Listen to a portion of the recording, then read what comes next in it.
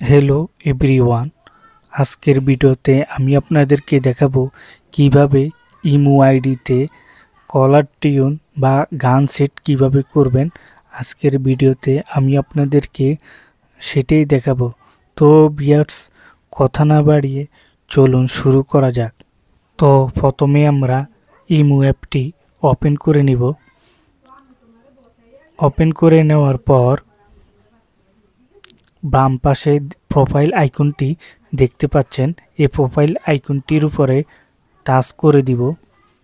Touch করে দেওয়ার পর এখানে নিচে দেখতে পাচ্ছেন সেটিং আইকন, এই সেটিং আইকনটির উপরে টাচ করে দিব।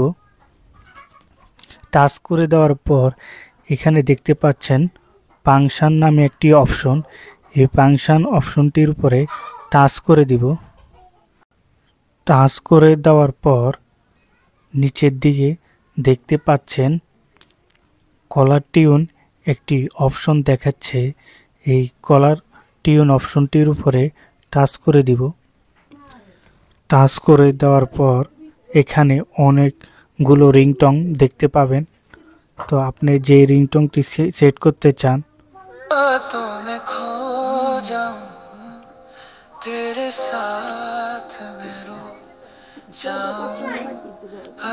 তো আমি এই রিংটংটি সেট করব।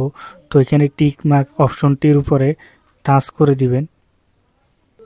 টাচ করে দিলেই আপনার রিংটংটি ইমো আইডিতে অ্যাড হয়ে যাবে।